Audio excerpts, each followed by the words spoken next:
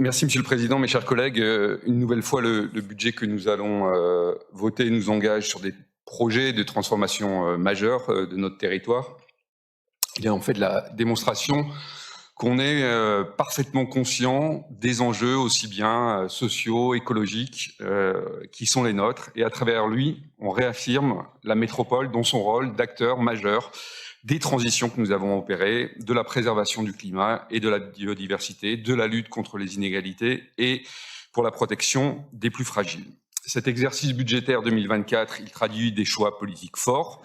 Nos investissements atteignent cette année un niveau historique, ce qui est la preuve de notre capacité à mobiliser d'importantes ressources et à œuvrer sur à peu près tous les fronts qui relèvent de nos compétences, l'habitat avec les logements sociaux, la culture avec la bibliothèque métropolitaine, le social avec le soutien aux associations et bien entendu les mobilités. Et l'évolution de nos mobilités est devenue un sujet incontournable de la bifurcation écologique de notre métropole. Et compte tenu de l'ampleur des travaux qui sont engagés, qui sont liés au projet Inspire, et d'ailleurs, juste une petite parenthèse sur le projet Inspire, parce que j'ai écouté avec attention l'intervention de Monsieur Boni. En fait, vous pouvez vous opposer, Monsieur Boni, c'est normal, vous êtes un opposant, mais vous ne pouvez pas le faire en niant les faits et en tordant la réalité.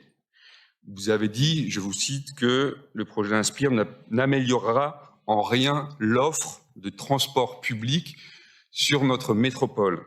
Est-ce qu'il faut juste vous rappeler ce que l'on répète depuis maintenant 5 ans? Les 2 nouvelles lignes de BHNS, c'est 27 km supplémentaires de transport public.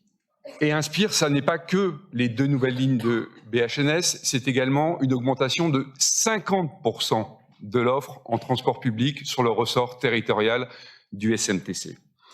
Donc, vous opposez de manière constructive, c'est préférable, c'est tout à fait normal, mais les mensonges, non. Vraiment, définitivement, non. Vous n'honorez pas, en faisant cela, Monsieur Boni, la fonction commune que nous partageons, qui est celle d'élus et de représentants des habitants de cette métropole. Donc, pour revenir à Inspire, l'évolution de nos mobilités, elle occupe évidemment une place centrale dans nos investissements prévus pour cette année 2024. Cela a évidemment un coût, 60 millions d'euros, tout budget confondu, mais les bénéfices pour aussi bien la qualité de vie, la qualité de l'air et le climat seront considérables. Et au-delà de la refonte de notre réseau de transport en commun, Inspire, il participe également à une mutation plus globale du territoire, avec la plantation de plusieurs milliers d'arbres, avec le développement du réseau cyclable, avec le renouvellement des réseaux de distribution d'eau qui l'accompagnent également.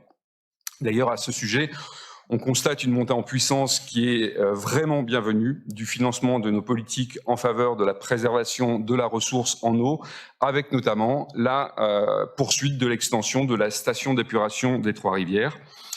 Le défi qui est posé par la raréfaction de l'eau appelle de notre part une véritable politique volontariste et va constituer une priorité, bien sûr, pour notre métropole dans les années à venir.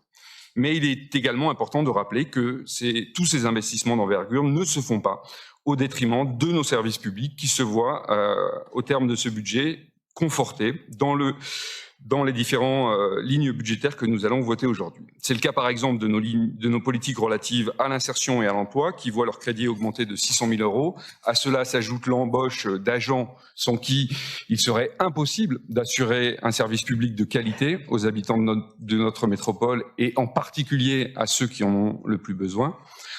Mais tous ces efforts, tous ces engagements, ils se font malheureusement dans un cadre dégradé pour notre métropole qui est prise en otage des ambitions recentralisatrices de l'État qui poursuit son travail constant de sape de l'autonomie fiscale des collectivités. Et en fait, avec la suppression des impôts de production, ce sont malheureusement des marges de manœuvre en moins pour les collectivités territoriales pour renforcer leur service public, pour assurer leur mission de service public ou pour investir davantage pour nos territoires. Et je dois dire que les ballons d'essai lancés ces derniers jours par le gouvernement qui font état d'une nouvelle contribution des collectivités territoriales à la réduction du déficit public de l'État ne font qu'accroître évidemment notre inquiétude quant aux ressources effectives dont nous allons disposer pour réaliser les missions qui sont les nôtres.